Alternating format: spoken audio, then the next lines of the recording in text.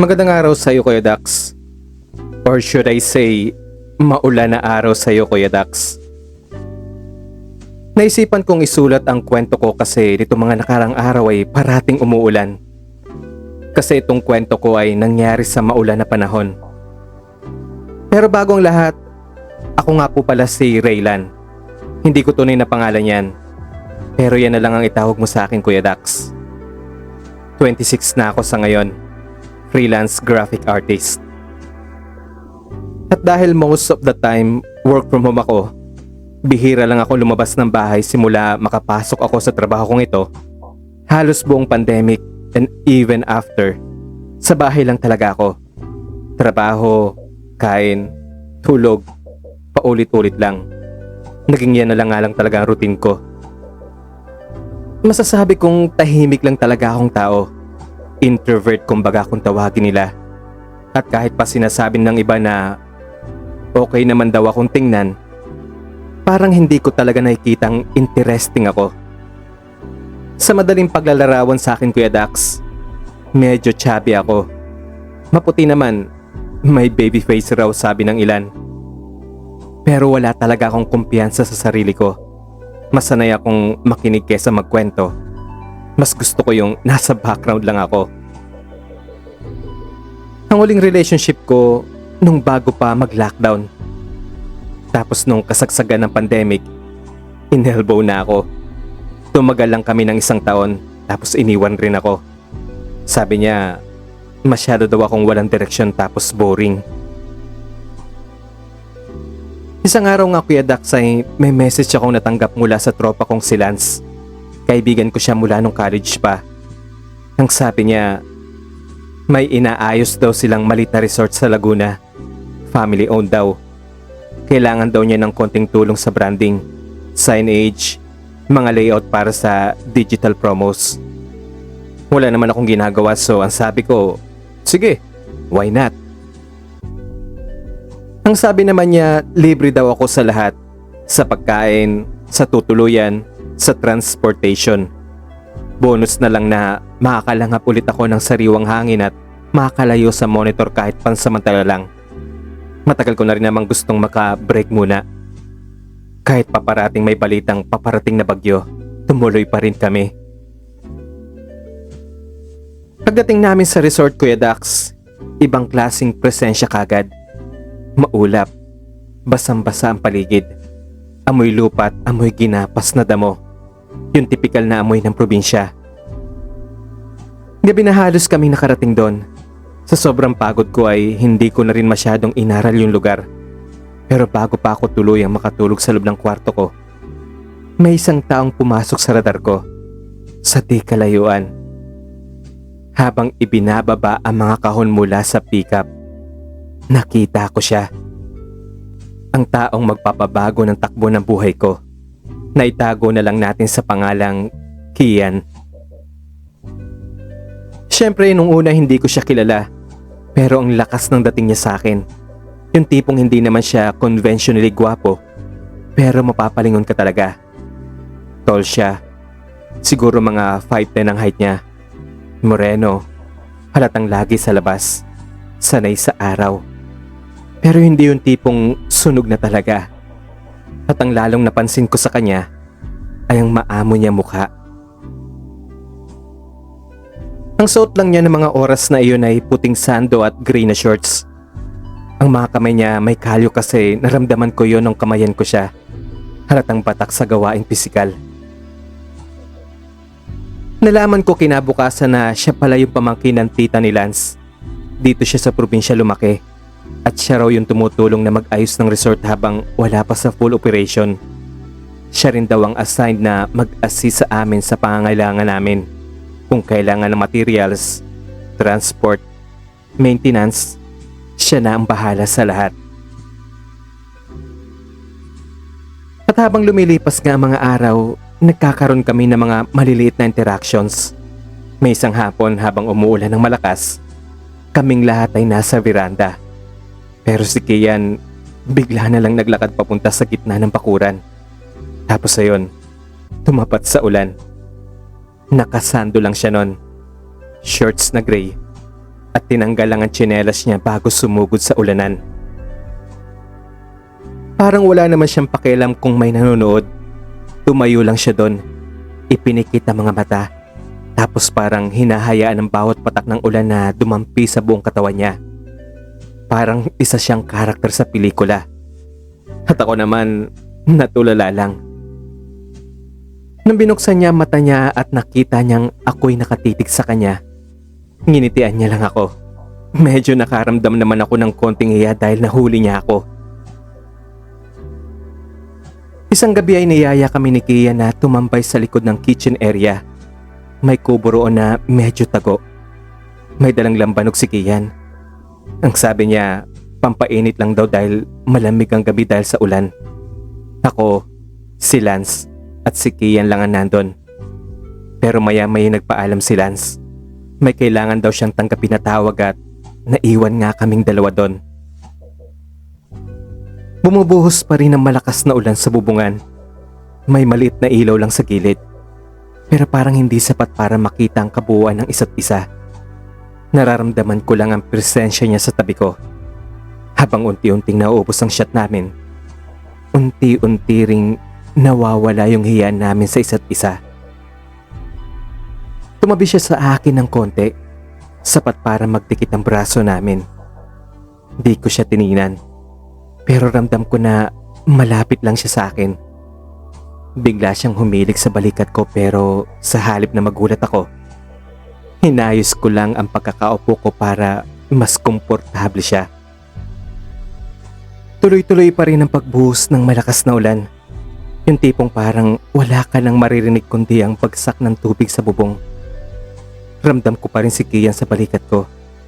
Pero bigla siyang tumayo. Akala ko aalis na siya. Pero tumayo lang pala siya para ilatag ng maayos ang banig. Tapos humiga siya doon. Tumingin siya sa akin. Hindi ako makatingin pabalik. Pero nang sulyapan ko siya, parang sinasabi ng mga mata niya na, "Halika." Kaya lumapit ako sa kanya. Hinawakan niya ang pisngi ko. At doon, sa malakas ng buhos ng ulan, sa loob ng isang malit na kubo, hinayaan lang namin ang mga mata namin na mag-usap.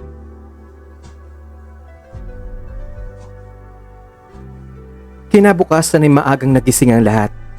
Maula pa rin. Basa pa rin ang paligid. Pero may kakaibang lamig akong naramdaman. Hindi mula sa panahon, kundi sa pakikitungo ni Kian. Habang nag-aalmusal kami, nagkukulitan si Lance at yung pinsan niyang babae na dumating mula sa bayan. Si Kian naman ay nasa likod lang, naglalagay ng kahoy sa loob ng bodega. Pinapanood ko siya mula sa malayo.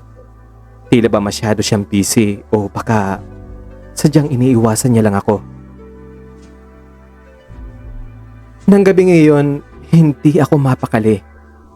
Pinipilit kong kumbinsihin ang sarili ko na baka pagod lang naman siya, baka masama ang pakiramdam. Pero sa kabila ng lahat, hindi ako nakaramdam ng galit sa ginagawa niya sa akin. Mas nangingibabaw pa rin yung alaala ng gabi naming dalawa. Kahit pa hindi ko alam kung para sa kanya ba, yun ay just one night lang. Pero para sa akin, hindi yun ganon. Ramdam ko may halong damdamin yung nangyari. Hindi lang dahil nadala kami ng kalasingan o lamig dahil sa umuulan. Kuya Dax, alam kong iisipin nyo na napakabilis ng mga pangyayari. Pero para sa akin, parang na-love at first sight ako sa kanya. Nung kinagabihang yon, muling umuulan. Sapat para maalala ko ang lahat. Ang bubong ng kubo, ang inuman namin. Nakaupo lang ako sa biranda, hawak ang baso ng mainit na kape. Nagpaalam si Lance na bukas ng hapon kami papalik ng Maynila. Wala raw masyadong traffic kung maaga kami aalis. Sumang-ayon naman ako sa kanya. Pumasok na ako ng kwarto para igayak na ang mga kailangan ko, ang mga gamit ko. Pero may nakita akong plastic bag sa ibabaw ng kama ko. Naka-fold ang isang bagong sando. May maliit na papel sa loob. Ramdam kong si Kian na naglagay nun. Yung simpleng sando na yon, parang pahiwatig na hindi pa tapos ang kwento naming dalawa. Ngayon siguro maintindihan nyo na kung bakit na love at first sight ako kay Kian. Dahil sa mga ikinikilos niya, sa mga ipinaparamdam niya sa akin. Pagbalik namin nila sa Maynila, naging tahimik ulit ang lahat. Pero hindi na tulad ng dati. May parte sa akin na naiwan sa Laguna. May iniwang alaala. May naiwan ding tanong. Hindi pa rin kami nagkausap ni Kian bago kami umalis. Ang tangi ko lang pinangahawakan na yung sandong iniwan niya sa kama ko. Lumipas ang ilang linggo. Unti-unti ay bumalik ako sa normal. Sa trabaho, kape, sa harap ng computer ko. Pero di ko may pagkakaila. Parang may kulang. Madalas akong napapatitig sa labas kapag umulan. Kuminsan, napapaisip akong bumalik sana sa Laguna. Pero pinipigilan ko ang sarili ko. Ayoko namang magmukhang desperado. Hanggang sa nakilala ko si Arnold. Nagkakilala kami sa isang art event na dinaluhan ko bilang graphic designer. Si Arnold naman ay isang interior stylist. Matangkad, maputi at magaling makipag-usap. Maayos siyang manamit, mabango, at alam mong marunong sa buhay. Mabilis siyang naging malapit sa akin. Madalas kami magkasamang lumalabas. Hindi ko masasabing hindi ako kinikilig, Kuya Dax. May times na masaya ako. May mga gabi na kasama ko siya at ramdam kong sinusubukan kong palitan ng lungkot ng bagong saya. Pero sa bawat ngiti niya, sa bawat yakap niya, bakit si Kian pa rin ang naiisip ko? Lalo kong napatunayan yun isang gabi habang umuulan. Nasa kotse kami ni Arnold. Pinapanood ang ulan na bumabagsak sa windshield. Nasa kanyang kamay ko. Pero sa isip ko, nasa may beranda ako ng resort at kasama si Kian. Doon ko na-realize, hindi ko kayang ipilit ang sarili ko sa isang damdaming hindi totoo. Kahit gaano pa kabait si Arnold, hindi pata sa kanya na may iniisip akong iba. Kaya Kuya Dax, ako na ang nagpasyang makipaghiwalay at lumayo sa kanya. Alam kong masasaktan ko siya ng sobra, pero iyon ang tamang gawin. Isang araw habang abala ako sa pag-draft ng proposal para sa isang resort project, may nag-doorbell. Akala ko delivery lang ng kape. Pero paglabas ko, halos mabitawan ko ang hawak kong lapis. Si Kian, nasa harap ng gate ko. Bit-bit ang malit na backpack. Mukhang kadarating lang mula sa biyahe. Tumango lang siya at ngumiti nang makita ko. At sa ngiting yon, parang lahat ng tanong ko, nasagot kahit wala pa siyang sinasabi.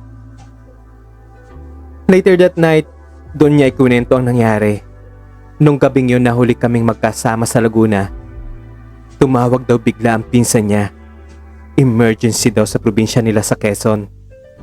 Na-stroke daw ang tatay niya. At doon ko naintindihan na kaya pala ang tahimik niya kinabukasan. May dinadala pala siyang problema. May malalim pala siyang iniisip. Tapos kinabukasan din daw ay umuwi na siya sa kanila at hindi na nagpaalam. Hindi rin daw niya alam kung makakabalik pa siya.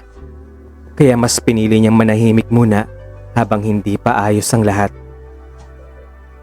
At nang medyo okay na nga ang lahat sa kanila, saka lang siya naglakas ng loob na hanapin ako.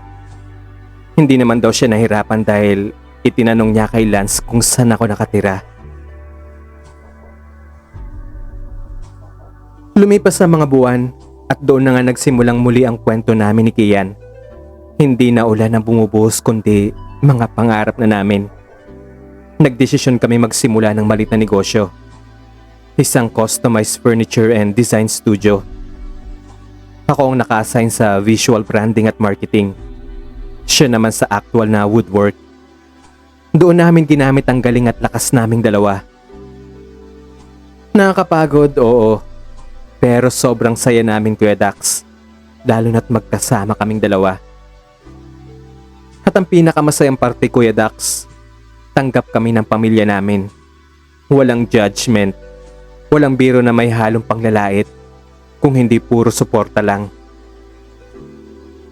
Dumating ang araw na nagdesisyon kaming bumuo ng pamilya. Nag-adapt kami ng isang batang lalaki. Legal, maayos ang proseso. Nagsimula kami sa seminars, interviews, house visits. Mahabang pila, pero hindi namin minadali. Ang mahalaga, pareho namin gusto yun, Kuya Dax. Pareho naming pinaglaban. Sa ngayon, 5 taon na kami magkasama. Lumaki na ang studio namin. May team na rin kami at mga loyal na clients. At ang pinaka-importante sa lahat, may anak na kaming nagbubuklod sa amin. Aminin ko naman, Kuya Dax, na ang pagsasama namin ay hindi perpekto. Minsan may tampuhan at maliliit na away lang naman. Minsan pagod sa trabaho. Pero at the end of the day, pareho naming pinipili ang isa't isa. Hanggang dito na lang ang sulat ko, Kuya Dax. More power po sa channel ninyo. Ako si Raylan. At ito, ang true confession ko. Maraming salamat, Raylan, sa pinadala mong magandang kwento. Aminin ko, first time ko makatanggap ng ganitong kwento na walang naging problema sa mga parents nila. Karamihan kasi sa mga kwentong natatanggap ko ay medyo, alam nyo na, medyo complicated. Pagdating lalo na sa mga parents nila, may mga hindi pa makaamin, may mga hindi pa makapag-out. Kaya kakaiba itong kwento mo kasi tanggap kayo ng pamilya nyo. Wala ka naging problema based sa kwento mo, ha.